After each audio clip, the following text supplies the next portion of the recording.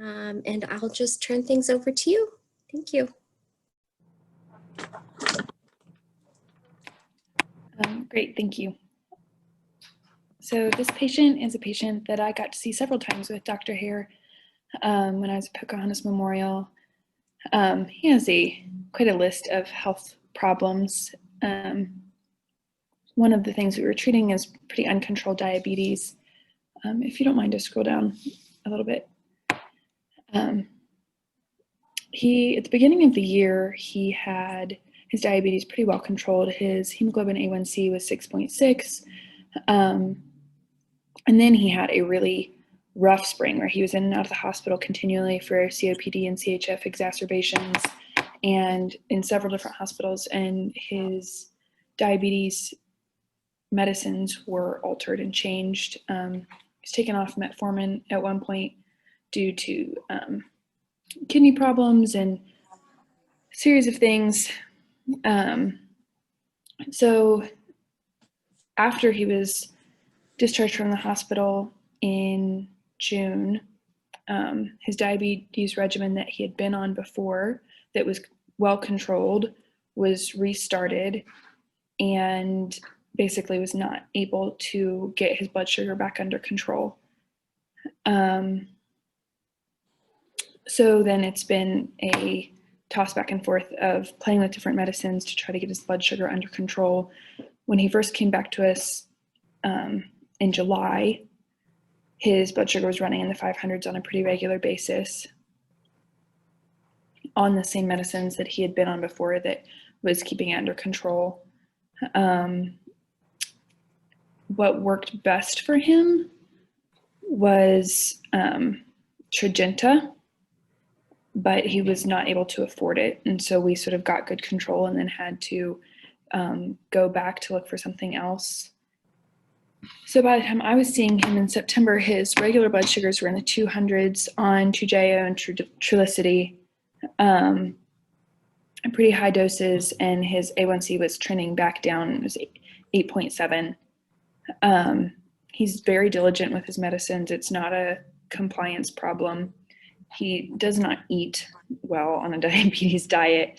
And he's pretty active when he's not having trouble breathing. He spent a lot of the beginning of the year on oxygen, feeling really poorly, unable to take stairs or anything, but through the summer has improved. And by the time we saw him in September, he was no longer using oxygen and was up doing housework and walking a decent amount. So that definitely also plays a role in his diabetes control. Do you mind just go back up to the top? Sorry. He has comorbid conditions of chronic kidney disease. He has lots of problems associated with his diabetes, including some previous diabetic foot ulcers. He has peripheral neuropathy. He has nephropathy associated. And on top of that, he has pretty poorly controlled congestive heart failure and COPD, which limits him pretty extensively. We also, during this time, tested his testosterone, which was very low. There's been, Dr. Hare did this based on some research that's been associating low with testosterone with peripheral insulin resistance. And so we replenished his testosterone starting in August, and he felt better energy-wise. It's hard to say at that point whether his blood sugars were coming down associated with that or some of his other medicine, but he had higher energy, and that was a time when he was increasing his ability to walk and distances and stuff, and also decreasing his oxygen.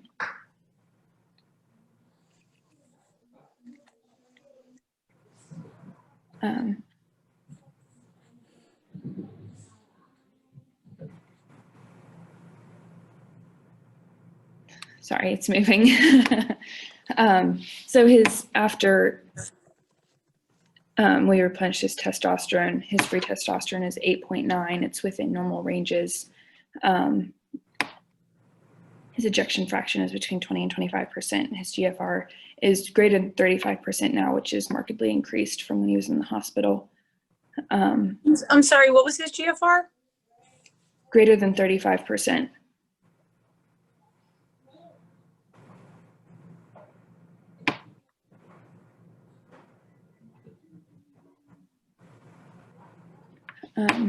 And then his medicine list is here. I'm not going to go through all of it. It's pretty extensive. But currently he is on Toujeo Solo Start, 30 units per mil, pen injector, and Trulicity, also pen injector weekly at 1.5 milligrams. And we're supplementing his testosterone.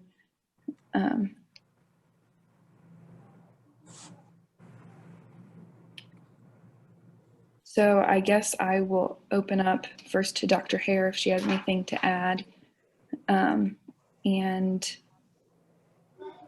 open up for questions. Thank you so much, Katie. That was an awesome case, super thorough. Dr. Yeah, I mean, I think she hit all the highlights. I mean, basically, he was in the hospital for a mixed COPD, CHF exacerbation, which isn't abnormal for him. That happens to him probably 2 or 3 times a year. And he has a black lung in the background. I don't know if Katie and I ever really sat down and talked about that. He had been in the coal mines years ago. And so when he was in the hospital, they had put him on this just enormous amount of sliding scale, and he came out and was just wondering, why they did that, and they discharged him on it. And we talked about that. And I don't remember, I feel like he stayed on that for a minute and then came back and said, my blood sugar is really uncontrolled. And so we just went back to what he had been taking before, but then he failed to just kind of snap right back into his normal glycemic control. And he had, probably about the 6 months prior to that hospitalization, he had actually been doing pretty well, despite the fact that he's definitely like a carb snacker and not very compliant with diet. And so then it was just this kind of round and round, like, well, why all of a sudden does this seem to not be working, after we kind of had this hiatus from our normal routine. And of course, we all know how hospitalizations and, acute on chronic exacerbations can affect patients and do kind of inexplicable things to them sometimes. So that is when we tested his testosterone, saw that he was really, really low, gave him a very small Q2 weekly injection repletion, and he seemed to respond really well to that. We've started to see his glucose readings throughout the day start to slowly trend down after we repleted him. And we've kind of hung there. I haven't really changed his medication regimen, but have been working on, diet compliance and testosterone repletion just to see what that would do. So that's kind of where we are with him. Excellent. Thank you very much. I wanted to open it up to the group. Were there any clarifying questions that you had for Katie and Dr. Hare before we jump into any of the recommendations? Sure. Lauren Anderson. Yes. I just had a question with the testosterone. I noticed he was also on the Flomax and finasteride for the prostate. Has the testosterone affected that at all? Or I guess that's not really what he's coming to talk to you about either. I was just wondering if he had said anything. Right. So when I first started, it's a good question. When I first started this, we talked about his BPH. He does not have cancer. He has pretty good BPH, and we talked about how those medications work against each other. But the acute issue was getting his sugar under control, and we did pull his urologist, and I don't remember what the conversation with the urologist was. It wasn't prohibitive, but he's he's a very dynamic patient. At some point we'll have to have another talk about what we're doing with those two medications that really do seem to counteract each other. It's a really good point. Thank you for bringing it up. And then I had one more question. In his medicines, it didn't look like metformin was on there. Did y'all decide to keep him off of the metformin? From what I remember, yes, I held it and we just did insulin with him, which of course is difficult. That's when we started to bring in drugs like Trajenta, because obviously his picture is enormous insulin resistance, which is why we're so enormous insulin resistance. We start loading people up with insulin. Ultimately, we make them worse in the long run, right? So bringing in things like Trajenta, and then looking at doing something like stimulating him with testosterone repletion, which has some pretty good developing research that says that this may be helpful, and indeed it seems to be. So it's we always want to do no harm, and that's such a slippery slope. I have a couple of questions. One is, how is his 2JO 150 units a day administered?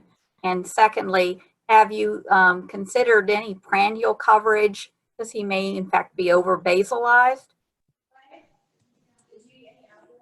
So he works with our diabetes educator. I know that I have told him to inject his, 150 should be at least split into 2 doses and injected in 2 different sites. I know that we've talked about that. We have him now referred to endocrinology at UVA because I feel like he is a little bit beyond the scope of primary care to manage this sort of complexity. So this is, we're really patching him, but I do not want to add more insulin onto his regimen. Yeah. Thank you for all for the questions. Dr. Giordano, were there any recommendations or feedback or comments you wanted to say as well? Yeah, I wanted to thank Dr. Hare and Katie for, it's not easy to bring cases that are challenging to be scrutinized in front of all of us, right? It's like the Monday morning quarterback, it's much easier when you're on the outside looking in. And I think, thank you for bringing this case to light for everybody and for all of us to learn. I did have a couple questions for you guys. I had some comments and some questions, and first to start with my questions, is he checking his blood sugar now? Does he use a finger stick or a continuous glucose monitor? And what are his trends running currently on the regimen of, you said Toujeo 150 and Trulicity 1.5 weekly? Does he check consistently? He sounds like he's pretty compliant. Like what are his trends? Yeah, so I'm sorry, I don't have them in front of me. I know he wakes up high and he goes to bed high. Like it's definitely a food thing because he's also a late night eater. We are trying to get him a Dexcom G6, which would be great. So I know we're working on that for him because he is sticking his finger 4 or 5 times a day, which is a lot. Exactly. Yeah. It's painful. And I think, it's important when you have a patient that has CKD that's also been recently hospitalized to make sure that you're looking at blood sugar trends as opposed to an A1C, which has its faults, right? An A1C is based on hemoglobin. So in a CKD patient, hemoglobin may be lower due to their kidney disease and lack of erythropoietin. So I think, it's important in our CKD patients to recognize that A1C may not be accurate because of anemia and lots of other comorbidities that fall in line with CKD. So I think seeing his trends with a meter and finger stick or CGM would be incredibly helpful. Dexcom is really nice because Dexcom has an alarm for hypoglycemia as well. Mm-hmm. Hypoglycemia is something that we always worry about in a patient that has CKD because, again, you can stack your insulin with CKD. But I will tell you the Libre 2 system just came out this month and should be available in pharmacies for patients. And the Libre 2 system is different from the Libre 1 in that the Libre 2 also has an alarm for hypoglycemia. So it really rivals a Dexcom now. So I think that would be great to get him to start checking his sugars regularly because we can't really make sound judgments in regimens until we see patterns.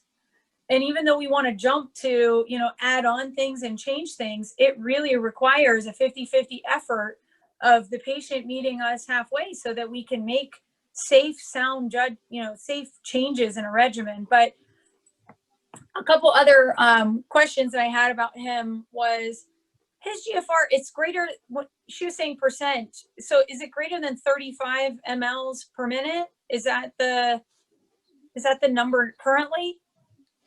He runs in a stage 3. I know that. I know he's had a little AKI in the past, but I know he's pretty a solid stage 3, other than when we've really wrung him out with diuretics when he's had some CHF on the floor. So awesome. That helps me a lot. So a couple questions too about his heart failure. So you said he had an EF of 25%. So in patients that have a poor ejection fraction with CHF and CKD, I want you guys to think about the class of medicines, the SGLT2 inhibitors.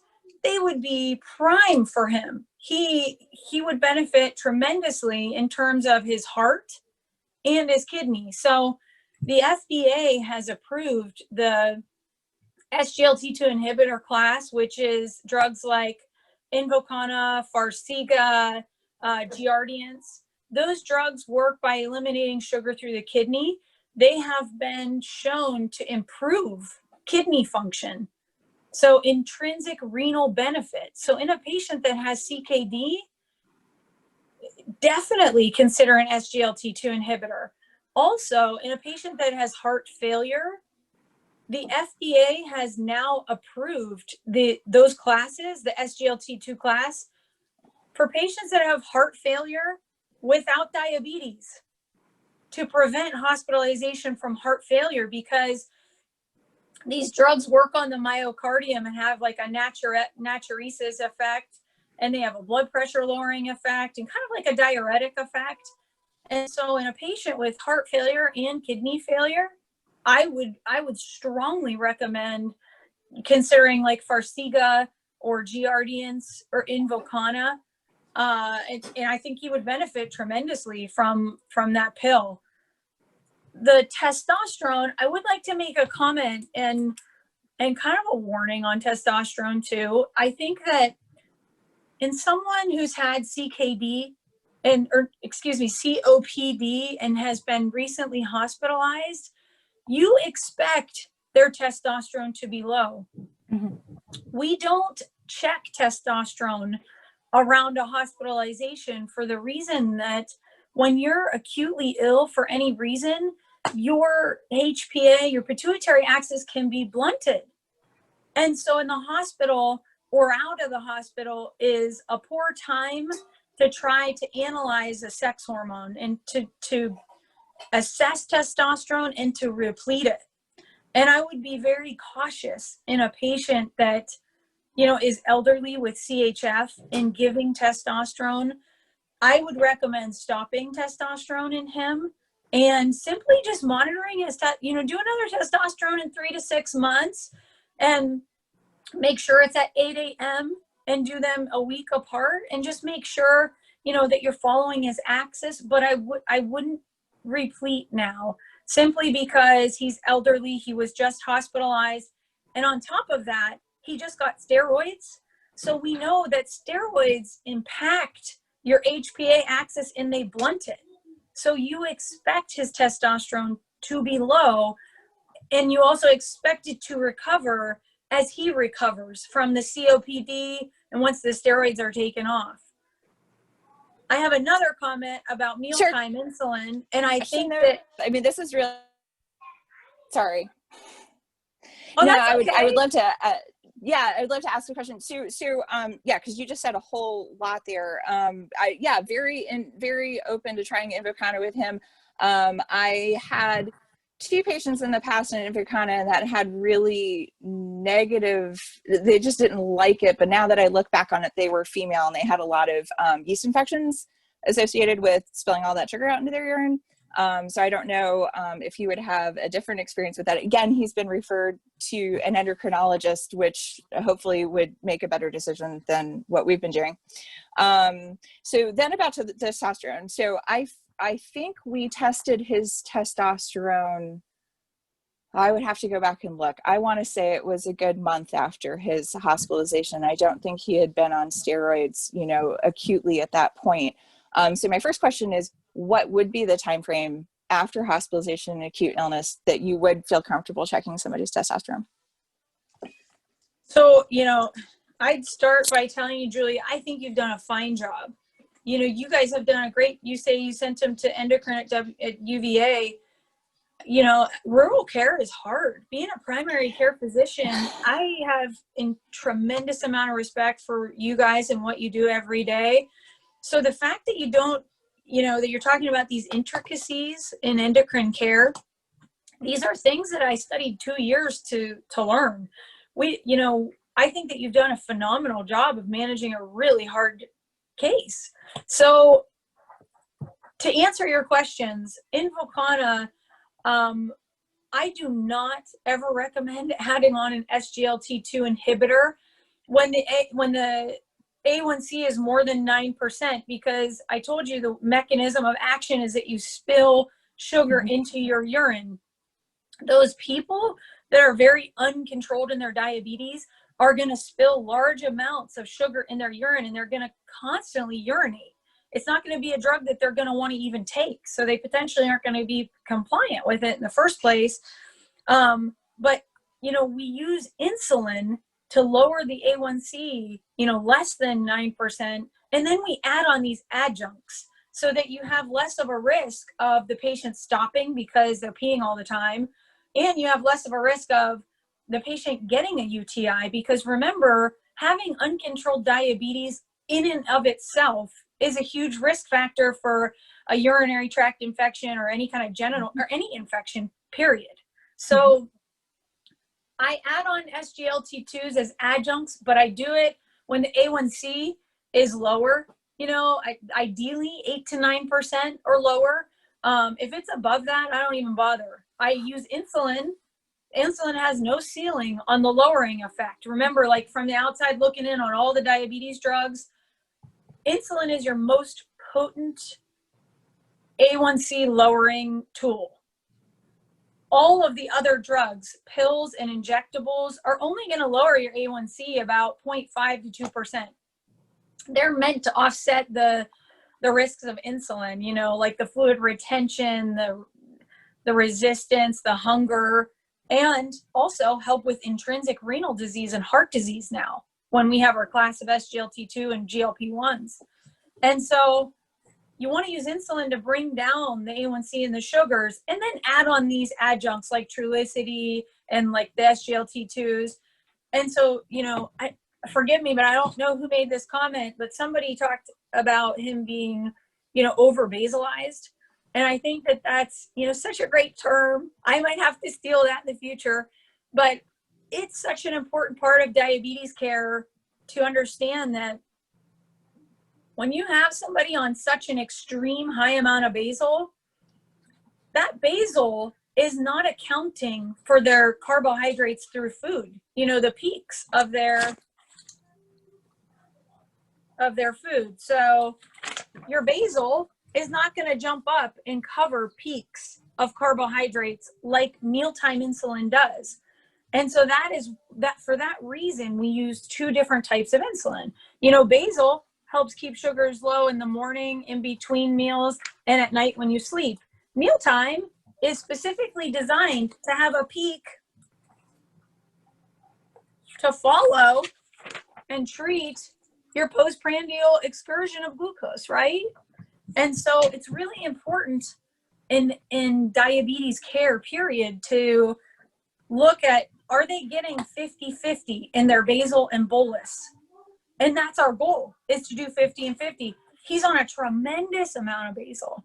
So I understand your concerns about adding on insulin. And, when I did internal medicine residency, that was my concern too, until I went on for fellowship, and that, my life is insulin. But it's important to understand that you don't necessarily need to add on more insulin, Julie. You can simply reduce his Toujeo and add mealtime insulin in place of it. And, you can start at low doses. You can start with something that you feel comfortable with. So, his total daily dose, you said, was 150. You could give him maybe say 120 of his Toujeo, and then give him 5 units of short-acting Humalog, Novolog, Apidra with each meal right before he eats. So you're not adding, you're better distributing insulin throughout the day in a way that covers his meal times. So I think that is a good point to understand in him as well, because in someone that has COPD and that is on steroids frequently, steroids will cause the pattern of post-meal hyperglycemia. So these people that are on steroids spike here right after eating. And most people that are on like prednisone, they take it in the morning, and then by the evening, their sugars are just disastrous. Their fasting is good, but by like 9 p.m., they're 400 on prednisone and on steroids. And so in a patient that's on steroids frequently, most likely with the COPD, you want to make sure you're giving them mealtime insulin, because again, basal isn't going to cover this postprandial spike. The only thing that's going to cover that is Humalog, Novolog, or Apidra. And sometimes with patients on prednisone, what we do is we'll stagger it. So for breakfast, we'll give 5, for lunch, we'll give 7, for dinner, we'll give 9. Because like I said, as that prednisone throughout the day causes a peak in the postprandial sugars, you expect them to rise throughout the day.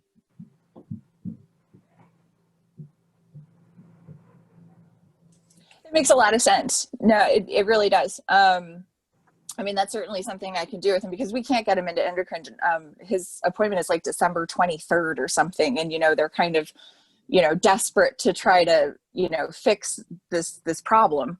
So that's definitely advice that I can take back. That's very easy. Good. I'm glad it was helpful. That's my job. Thank you so much, Dr. Giordano, for all that feedback and the recommendations. So we are halfway through the session. Before we move to the didactic portion, I wanted to ask Katie and Dr. Hare, were there any other questions you wanted to discuss around the case? I would like to just ask anyone here, has anyone else tested testosterone in their diabetic patients, or seen any correlations, read anything interesting, find that to be helpful?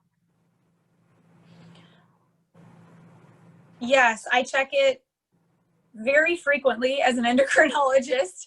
I don't think I answered, Dr. Hare's question was how often after a hospitalization, but I usually wait 3 to 6 months after any acute illness, whether it's a hospitalization or any acute illness, like the flu, a surgery. You don't want to check it immediately after. You don't want to check it around steroids, because I told you steroids can blunt your hypothalamic pituitary axis as well. And so I usually wait about 3 to 6 months before confirming. And then when you do a testosterone level, it needs to be done in the morning when a male's testosterone is peaking, because that's where we have our standardized reference ranges. And so I recommend it always in the morning between 8 and 9 a.m. And the Endocrine Society recommends that you do 2 testosterones instead of 1. And then if you have a low testosterone, also assessing, if need be, potentially your FSH, LH levels and your pituitary hormones, because for some men, I see men that are younger than 40 who never really even get an FSH and an LH, and they simply get put on testosterone, which is incredibly dangerous, because they could potentially have any man less than 40 with low testosterone. That highly needs investigated, because you could have a pituitary mass in your brain, and your FSH and LH, your stimulus to the testosterone can be low, signifying a central process as opposed to a testicular process. And so it's really important prior to placing someone on testosterone to figure out, do they have primary or secondary hypogonadism, and what the underlying etiology is, because they may have a brain mass that needs to be resected and treated instead of simply, treating the hormone imbalance itself. And so I do 2 testosterones in the morning, separated in time by a week. So like between 8 a.m. and 9 a.m. a week apart. Thank you so much, Dr. Giordano. Any other final comments or questions for the group before the didactic? All right, well, if there are any questions, just chat them in or email them to me after the fact. I'll make sure they're asked and addressed. So thank you so much, Katie, for presenting that case really well. Thank you, everybody, for your feedback. Absolutely, and thank you, Dr. Thank you, guys. Thank you for presenting a really great and complicated case.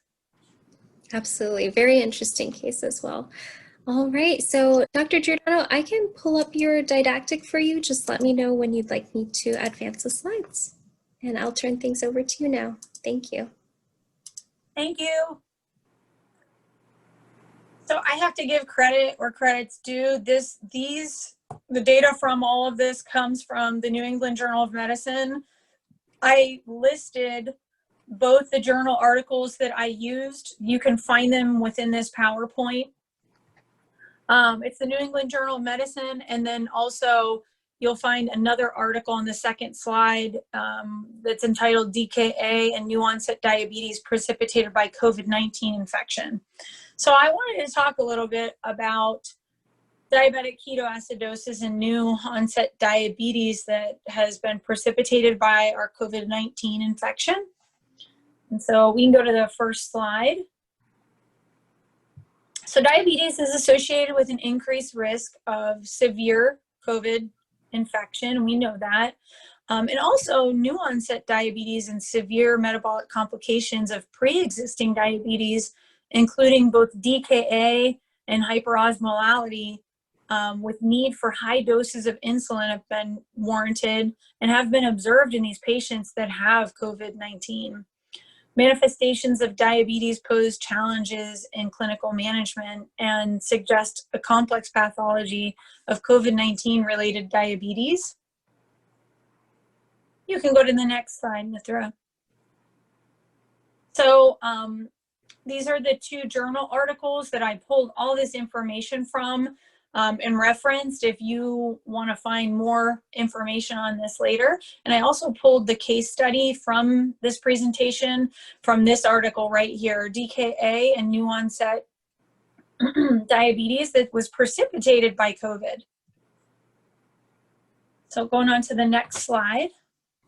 So during the COVID pandemic, patients with a previous history or underlying cardiovascular condition are at a higher risk for developing severe symptoms and a poor prognosis. Diabetes in particular was found to be a risk factor for more severe COVID. A history of diabetes was associated with about 22% of COVID ICU admissions in one case series and a mortality rate of up to 16% among people that have diabetes and without other comorbidities. The development of DKA can in itself add to this high mortality in COVID-19 patients. And the next slide. So recent studies have demonstrated that COVID can utilize what's called angiotensin converting enzyme 2 on the surfaces of epithelial cells to bind and gain entry into infected cells. Similar findings were also reported previously with the SARS outbreak back in 2006.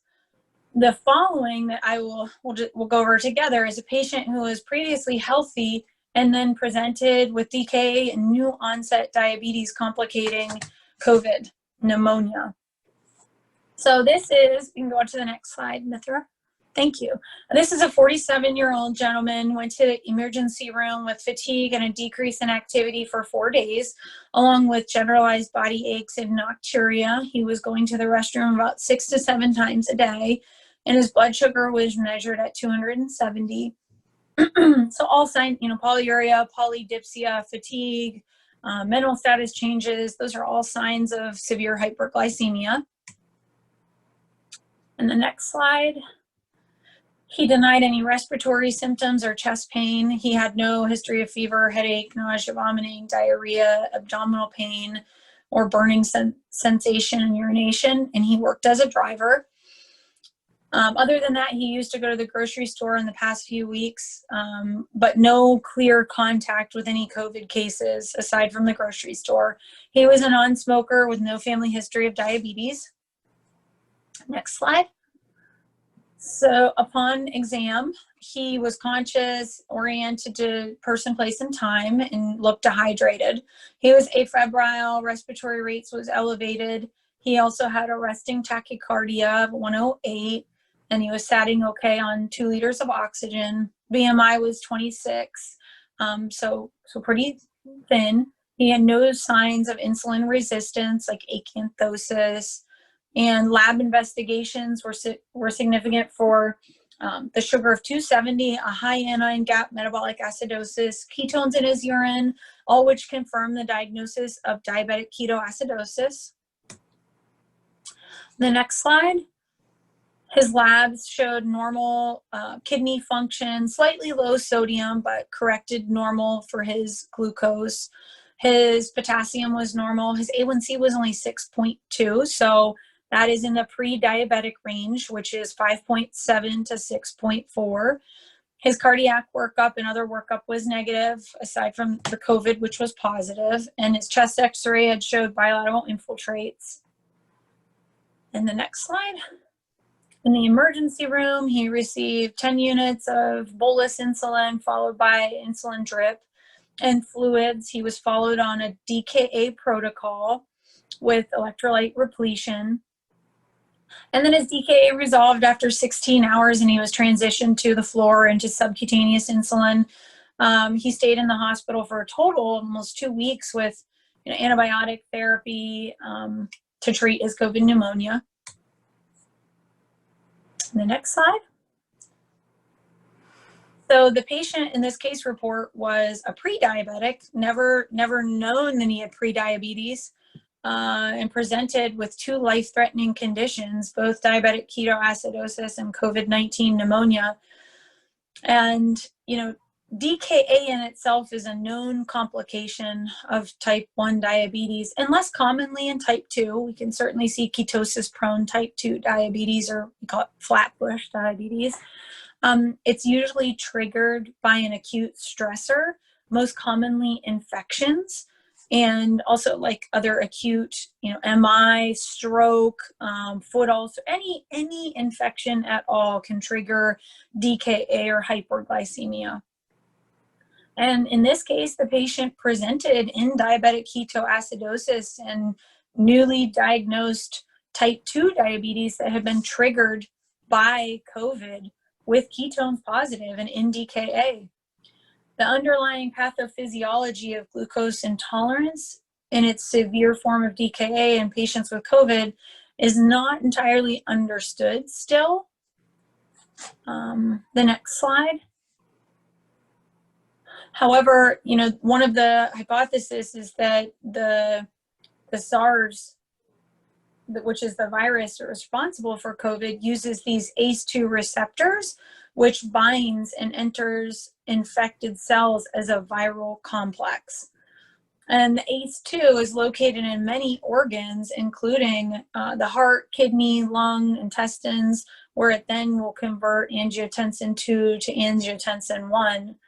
The clinical manifestations of SARS can be explained by the expression of ACE2, and in our case, specifically in the pancreas, where ACE2 is expressed in the endocrine part of the pancreas. And so when that cell is infected, this is potentially how he developed basically a complete lack of insulin release. Next slide. So this is just a visual of what we were just discussing. So the SARS coronavirus enters islet cells using the ACE2 as its receptor and damages your beta cell or your beta cell islet in the pancreas, leading to insulin deficiency and development of acute diabetes or insulin resistance. And it's supported by findings of strong immune positivity for ACE2 in these pancreatic islets, where exocrine pancreatic tissue was relatively unharmed and it was weakly stained positive. Evidence in diabetic mice have similarly demonstrated that this ACE2 activity levels were enhanced in the pancreas as well. Next slide, please. So in addition to direct beta cell injury, the expression of ACE2 on the surface of the pancreas is downregulated following endocytosis of the virus in the ACE2 receptor complex. This in turn can lead to an increased concentration of angiotensin 2 and inhibit insulin secretion from your beta cell. The interaction between the SARS coronavirus and the renin-angiotensin-aldosterone system is also thought to explain the underlying mechanism and pathophysiology of DKA. So these two factors may have contributed to the worsening of pancreatic beta cell function and also precipitated acidosis in this patient. Whether the changes are transient or permanent will, continue to be investigated over time as the patient follows up in the outpatient clinic and based upon his insulin needs and his course after hospitalization. Next slide, please. So the presentation of this patient's case report is consistent with the hypothesis that COVID, doesn't only cause hyperglycemia and insulin resistance in patients that are known to be diabetic, but it can also predispose to newly diagnosed diabetes, which can be very resistant to therapy. The development of diabetes and DKA can further complicate the course of COVID. Diabetic patients with COVID definitely have a worse prognosis than non-diabetic patients. And, in this case, the patient was hospitalized for, over 2 weeks. And this is thought to be explained by, in part, these high inflammatory and procoagulant markers in diabetes patients that are IL-6, C-reactive protein, ferritin, and many more, that you can see in the article in more detail as well. Next slide, please. So in conclusion, infection with COVID can lead to uncontrolled high blood sugar, development of DKA, or development of diabetes, which can further complicate the course and the outcome of COVID infection.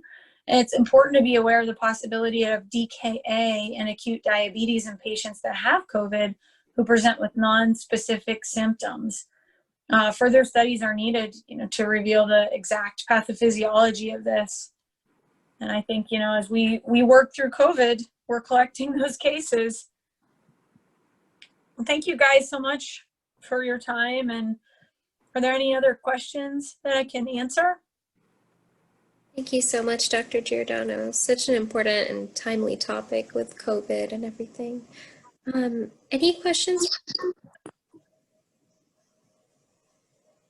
or comments? I've seen patients in similar situations. I was on call last week as well, and I had this is another case in addition to what I just presented. I had a 40-year-old healthy gentleman develop nausea and vomiting and go into the emergency room, and brand new DKA out of the blue. So I'm wondering if he's also COVID positive, and we'll await that. I can update you at the end of the month when I see you again. That would be wonderful. Janet, was there something? It would be interesting to find out if the course of the diabetes that has presented along with the COVID-19 diagnosis is any different than the individual who's diagnosed with type 2. I just wonder if his response to therapy is going to be different because of the kind of onset he's experienced. I guess time will tell.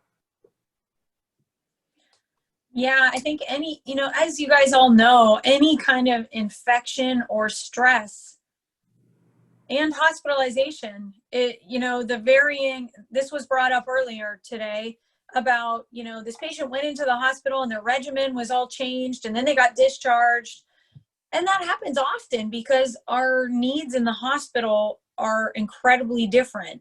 We become more insulin sensitive in a lot of cases because people's diets change. Sickness and sepsis can cause lower sugars or even higher sugar. It can go low, it can go high. And in addition to that, oral agents are not approved in a hospital setting because, as you saw with our case earlier, a GFR that can acutely decline, and someone can have AKI on CKD And so metformin is not safe to use. And so we stop all agents in the hospital, and we treat with insulin. Orals are very rarely used in the hospital setting for the reasons that I named. And so I think in this case, on top of, kidney issues, the COVID infection itself, and then being on various antibiotics, his course after hospitalization, his insulin requirements are going to be up and down. And we at WVU, we really tried to work hard to have some kind of transitional care and continuity for patients who go into the hospital. Their regimen gets all messed up and changed, and it's confusing for the patient and everybody involved. And so we really need to do better from a healthcare standpoint of transitioning patients out of the hospital and on a regimen that works for them. Because as you know too, diabetes is a moving target. And so, your regimen can't be stagnant. It has to also be moving and keeping up with the patient. And, modern healthcare we don't do that well. We're doing that better by transitional clinics and trying to be there and be more supportive as patients come out of the hospital. But I think we have a tremendous amount of work to still do. I would love to see every single diabetes patient that's discharged have a lifeline, a diabetes lifeline within, a week of their hospital discharge that they can call and say, okay, I'm having severe hypoglycemia, or I'm having severe hyperglycemia. What do I do? Or I didn't get discharged with my insulin, or I'm out of pens. I mean, it's a simple way to prevent readmissions and also really care for our patients better. And yeah, it just needs some work, but I'll give you the update when I see him come back. Thank you. Dr. Hare, was there a comment you wanted to make as well? Yeah, I just thought it was a really fascinating case presentation. And in my short little career, I've had 2 patients who have told me that their diabetes was precipitated by a viral illness. And so I was just curious if anybody in the group, not just Dr. Giordano, knows about any sort of research in that field, not just COVID, but just, we all know viruses do strange things. And I don't remember one patient who I still have in practice who's very tall, thin, active, and healthy, and takes a little bit of insulin to otherwise control his post-viral diabetes. What kind of research there is about that. Are these people in a special group? Maybe COVID is gonna be helpful highlighting that. But just more of a comment maybe than a question, but it's really interesting. Yeah, absolutely agree. We don't know in 2020, like the cause of autoimmune diseases. We simply know how to replete hormones and treat, the adverse effects of gland destruction. But, we don't really know all the underlying causes of destruction to the pancreas. We think that it can be viral related. Certainly COVID has proven to have some kind of viral etiology as well. But really anything that can destroy your, there's pancreaprivic diabetes, which means it looks like type 1 and it acts like type 1. They're very brittle, but their pancreas has been destroyed by something, whether it's recurrent pancreatitis or alcohol use or cystic fibrosis. There are so many different insults to the pancreas, and viral is certainly one of the plausible reasons that people can develop autoimmune disease. I have a request for maybe a presentation in the future on diabetes secondary to Agent Orange exposure. I have several patients that are veterans with that as the suspected etiology. And is there any difference in the care of them? So that's just an idea for a future conference. It's Janet, right? Yeah. Oh, Janet, this speaks to my heart. My dad is a Vietnam vet and a diabetic, and I've had a lot of unique experiences through my dad because he's forced to go through the VA, and I feel that the care is different. You know, the formulary is different. You know, from the top down, the formulary is very different, and the available therapies are very different that we can use. As far as Agent Orange goes, Agent Orange has caused like dysgenesis of many cells. So I think, you know, there were tons of babies being born without, you know, arms, hand, digits, with a lot of congenital deformities. And so I can't say that there's not a link between Agent Orange and our Vietnam vets developing diabetes. I think it'd be a really interesting retrospective analysis of the VA has a really strong research program because you can access the data really well. Whereas, you know, I don't work at a VA. I have very little contact with vets unless the VA thinks that they can't manage it, then they'll send to endocrine. So I don't really see a lot of VA patients in my own practice. But I think that'd be a really interesting study to look back and do a retrospective review of the vets that did get Agent Orange exposure and the development of type 1 and type 2 diabetes. That'd be really interesting. And I mean, we know, so just recently in endocrine literature, the Endocrine Society published, it's called the Endocrine Disrupting Hormone Guidelines. And so we now know that like there are things in plastics, like the phthalates that cause fertility issues. Every day there's more discovered about toxicities in our environment that affect our glands and our organs. So that's absolutely plausible thought. You know, is it related to Agent Orange?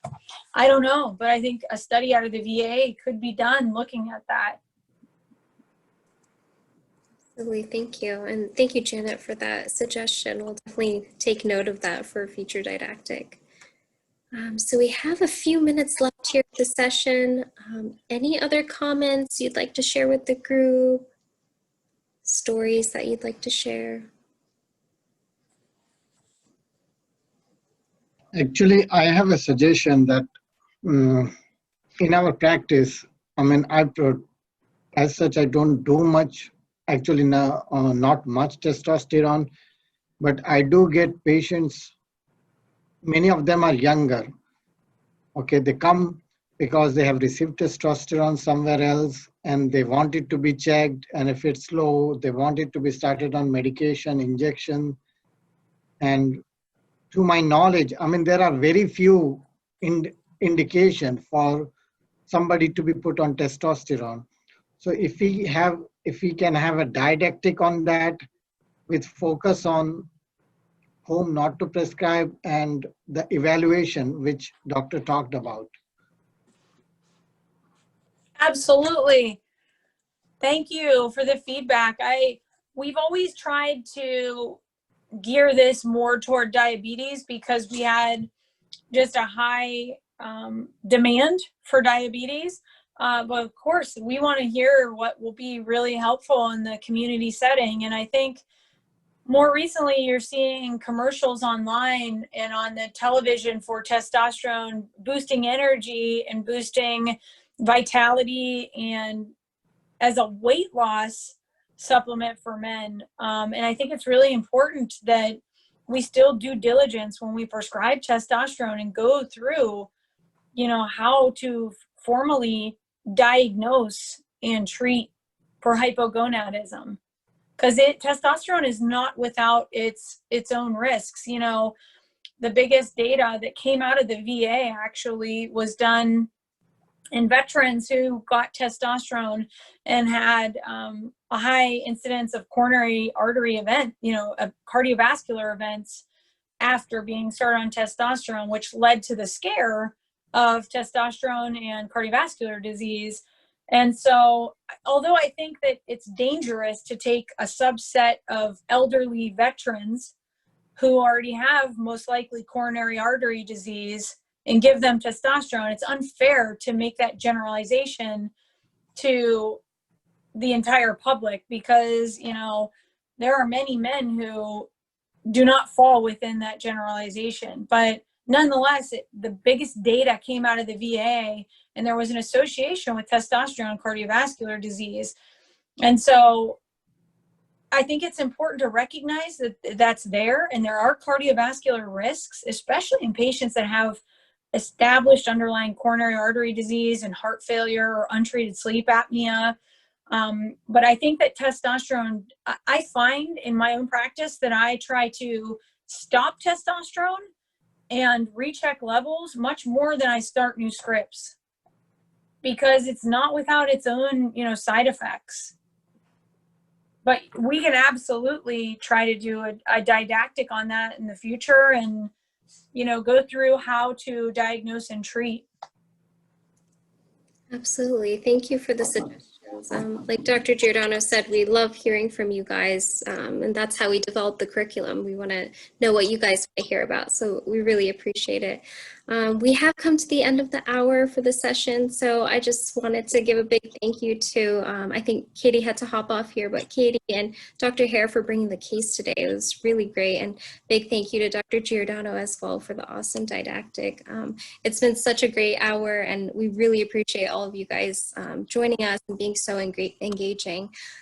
So just a couple housekeeping announcements. Our next session will be on October 28th, and Dr. Giordano is providing the didactic on Halloween and pediatric diabetes. So that's a really great didactic. I really hope you guys can all come join us for that one as well.